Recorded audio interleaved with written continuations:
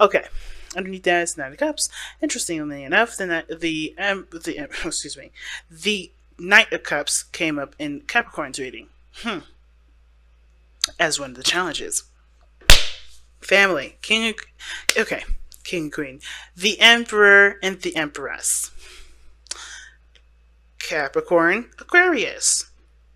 I'm not trying to ship y'all, because I do know that some of you guys may not have a Capricorn or Aquarius in your life. All right, or another Aquarius or a Capricorn in your life. But there's definitely earthy energy that's coming up here. It's a lot of fire energy that's coming up here, and whew, whatever this is, and even airy energy. Well, not so much actually.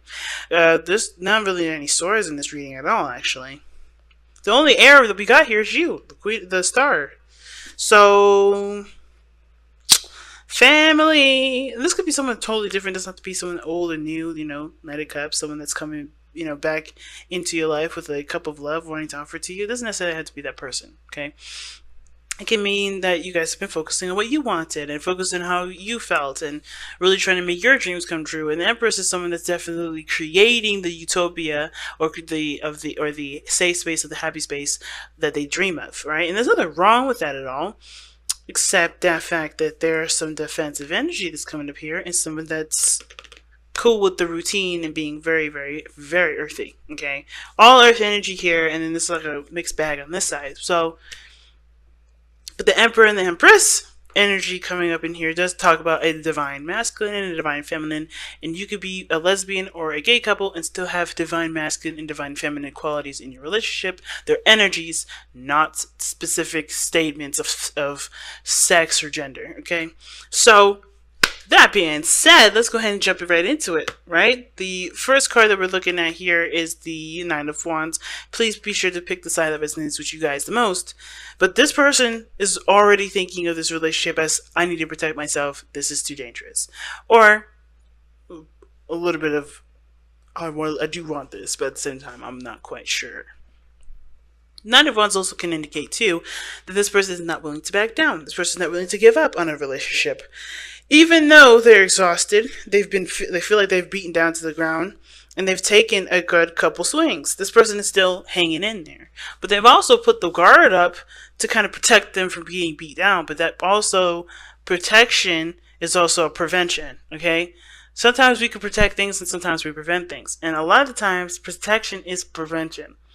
And unfortunately, this person is not necessarily open to things as much as they seem, even though they're not willing to give up on something. There's a really weird grid. Not grid, but a little weird placement in that. In the very middle, like they're blocking themselves off as to what they want because they've been through so much already. So it's understandable this person is defensive because they've gone through some shit, but at the same time, they're not necessarily opening the door or allowing this amazing manifestation energy and potential reconciliation energy or new opportunity come into their life because they're protecting themselves. Now, the other person has the Queen of Pentacles as their mind plane, so they know that I think this person's very independent, focusing on work a lot. This person is also very focused on their on materials. For some reason, their whole emphasis is all about working. It could be what makes them happy or what they see great value in, but this person also doesn't really see anything outside of material, outside of the situation other than material. I know the Queen of Pentacles is all about value. She isn't always necessarily about material, but considering that this is about how they see the relationship, they understand that I think they see themselves as, if I have this, it will equal that, and I will have this. They understand that routine is important, and that working hard is important for this relationship. And I do think they see this person, or they see this relationship as something that's great in value to them. But I have this feeling that they also I think they kind of equate that value to being at a certain point, being at a certain point financially, or so on, right? So, That being said, this person's presenting themselves as the Two of Pentacles. Now, the Two of Pentacles, to me, is someone that's juggling two different things, keeping the balance of a situation, looking at the practical side of things instead of the emotional side when it comes to making a decision about whether or not they're willing to pursue something, put their hard work and effort into it. If it's enough of, if that value of whatever these options are, the options that they have are, whatever they're juggling, whichever these, Pentacles values are, right? Which one is worth going after? And well, again, with this person seeing that this relationship is something of great value, I think they're having a hard time figuring out, or having a hard time, pursuing any of these options here, because even though both have great value, they don't really know which one means more to them, because they're not looking at how they feel or what they want. It's like having an opportunity to go to college and being in an amazing relationship that can, that can span lifetimes. Both, I think this person wants both of those things, but which one means more to them in this moment to go ahead and go after those things? Because this person would typically be the long-term thinker, someone that kind of sees the future or lives in the future. They try to prepare and get everything set for whatever it is that they're trying to reach to, instead of working on what they have now and building something in the moment so that way they can have that future. This person, to me, with the Queen of Pentacles, is a future chaser, right? This person's a future denier at this moment. Future chaser, future denier. And the reason why they're pretty much the same is because this person, while they're chasing the future, is always going to be way farther than they always anticipate it to be.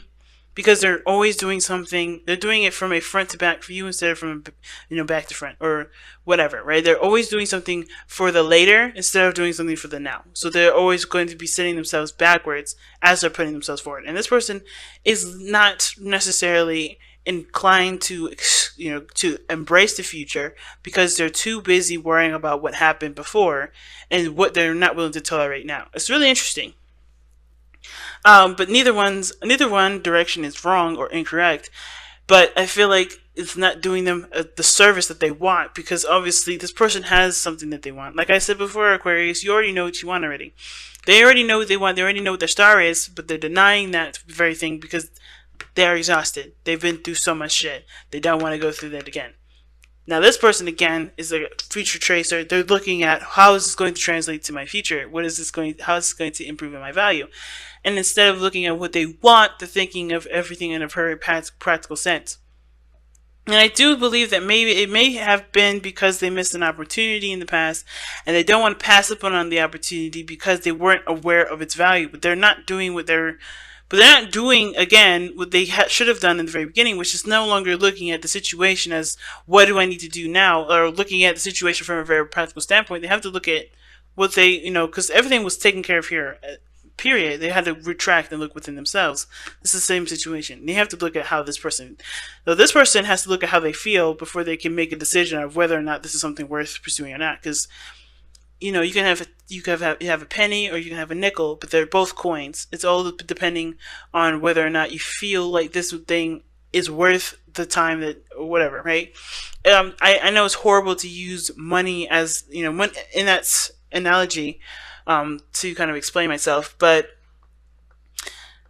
let's just think about it. If money didn't have any value and we did have a nickel and a penny, which one would you choose? Which one would you like? Would you rather carry around a thicker, heavier penny, or would you rather have, a lighter, smaller penny that has less? Like, it's all depending on what you favor the most.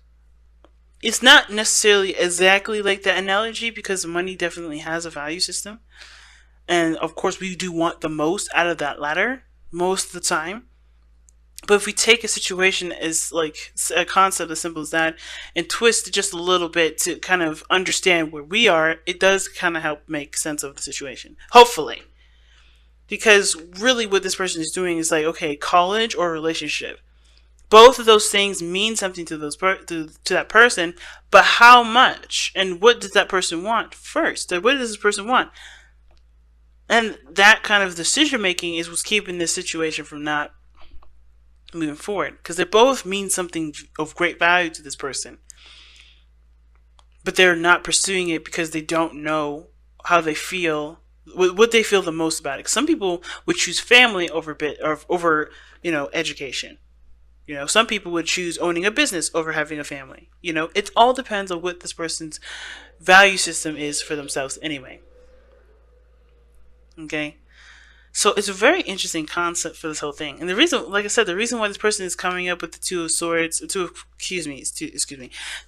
of Pentacles and the Queen of Pentacles in their mind plane is to do with the Seven of Pentacles. They're not sure of what if of the situation being either worthy of work, or they're not sure of what of either what to do, or if this is something they want to pursue. They put a lot of work and value and effort into it, but they still don't know if it's something they want to continue to grow, because they're not where they want to be. Now, what brought you two together is the Fool, which talks about a brand new beginning, situations coming. I think you guys came together when you guys were, trying to make something of yourselves, trying to make something new out of your situation, taking a leap of faith, really, with this relationship that you guys both started out in, because you guys both were control freaks. The Emperor. Some of you guys both were either both control freaks, both of you guys had your own ways of seeing things and doing things, and that's not a problem. But the ego did get in the way, because the Emperor is the challenge. Somebody's ego is definitely in the way. Their way or the highway. Someone's stubborn. The stubbornness from both of you guys is the reason why you guys are either not together or there's issues in the relationship. Stubbornness.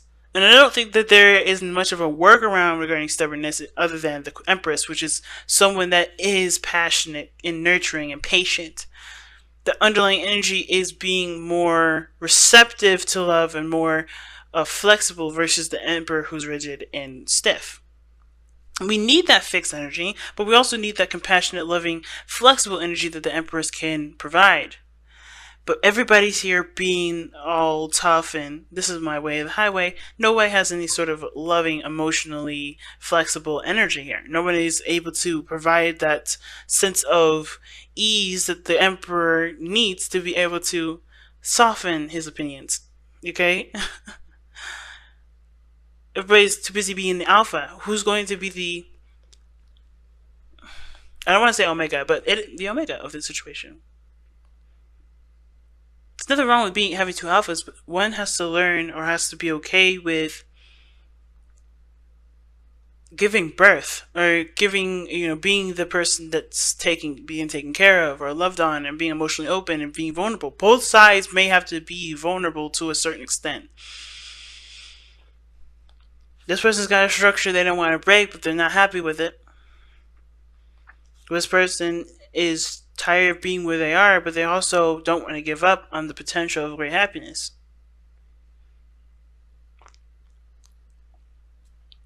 But then something's got to give.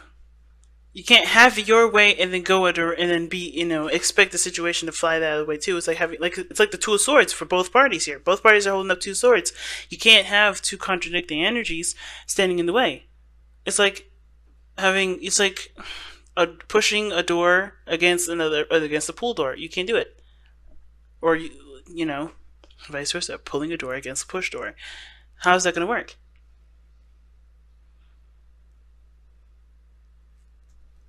It's just too much. It's like, or having two positives. Think of a magnet having two positives going against each other, or two negatives. It's going to repel. It's not going to do anything. So let's see what the Power of Surrender cards have to say for this reading here.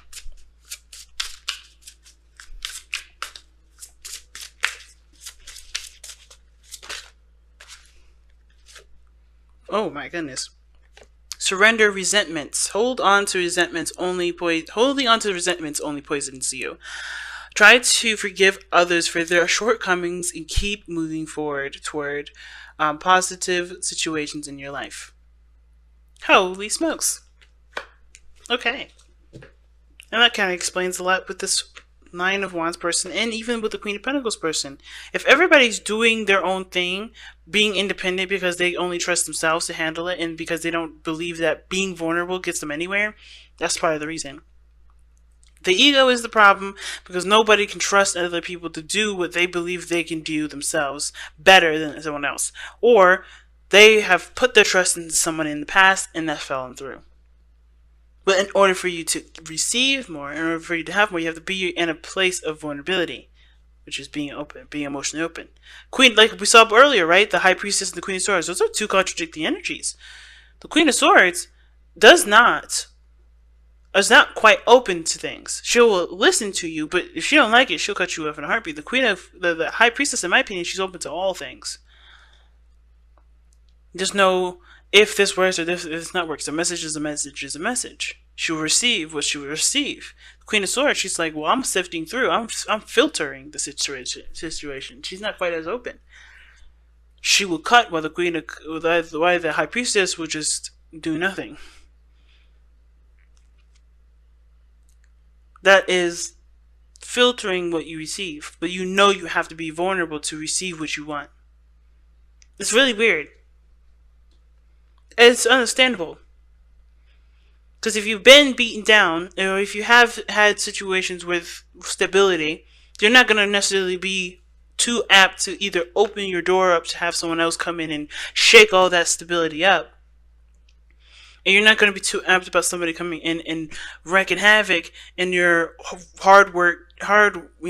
working situation that you've built for yourself.